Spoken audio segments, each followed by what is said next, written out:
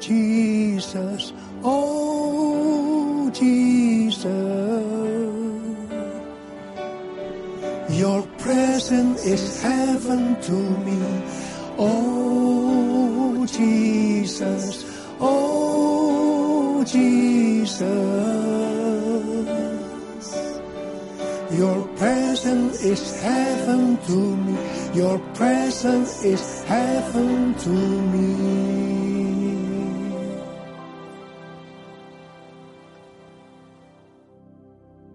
Menyiapkan bagi Tuhan suatu umat yang layak baginya. Perintah ini diberikan kepada Yohanes Pembaptis lebih kurang 2000 tahun yang lalu untuk menyambut kedatangan Tuhan Yesus untuk yang pertama kalinya. Dan pesan ini, hari-hari ini Tuhan berikan kepada gerejanya, yaitu saudara dan saya. Kita diminta untuk menyiapkan bagi Tuhan suatu umat yang layak baginya untuk menyambut kedatangan Tuhan Yesus untuk kali yang kedua. Saudara, apa yang harus kita lakukan? Saya percaya kita semua mau menjadi umat yang layak bagi Tuhan. Artinya umat yang akan bersama-sama dengan Tuhan Yesus selama-lamanya. Ada berapa banyak di antara saudara yang mau menjadi umat yang layak? Saudara, apa yang harus kita lakukan?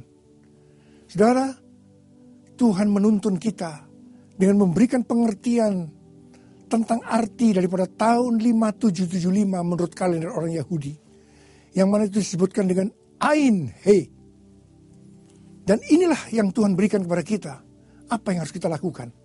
Yang pertama, Tuhan katakan kita memasuki tahun goncangan dan tahun di mana Tuhan memberikan kepada kita pengertian bahwa kedatangannya sudah sangat-sangat dekat.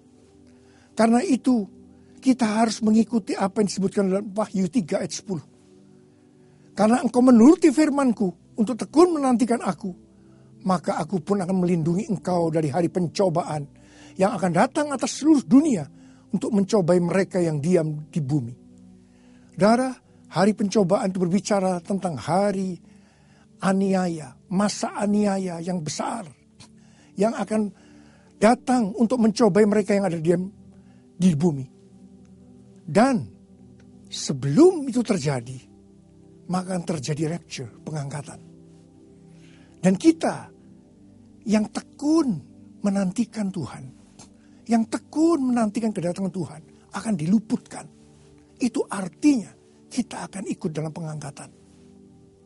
Saudara, mari berdoa dan berjaga-jaga. Biarlah kita hidup sesuai dengan firman Tuhan setiap hari. Kita melakukan itu. Berdoa dan berjaga-jaga.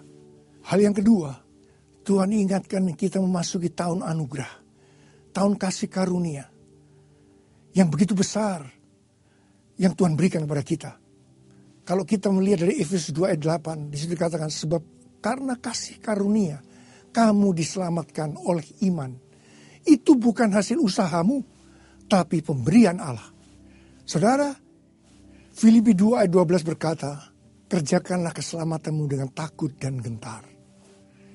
Keselamatan itu satu proses. Jadi tidak benar kalau dikatakan sekali selamat tetap selamat. Saudara, kita diselamatkan kalau kita setia sampai akhir. Kita berada di dalam Dia sampai akhir. Sampai kesudahannya. Artinya kita mengikuti perintah-perintah Tuhan. Dan yang ketiga, Tuhan katakan ini adalah tahun di mana kita harus membuka hati terhadap pekerjaan Roh Kudus. Kita harus dipenuhi dengan Roh Kudus. Saya berdoa soal dipenuhi dengan Roh Kudus. Dan yang keempat, Tuhan katakan ini adalah tahun mujizat yang kreatif. Itu diberikan kepada mereka-mereka yang percaya akan janji Tuhan. Meskipun itu tidak masuk akal. Dan yang kelima, ini adalah tahun di mana kita harus banyak berdoa, memuji dan menyembah Tuhan.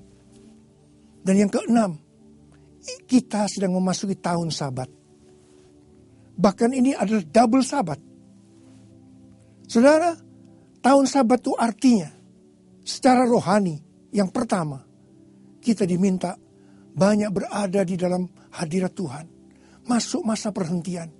Banyak berada dalam hadirat Tuhan. Dan yang kedua, kita diminta untuk tidak menggunakan kekuatan sendiri.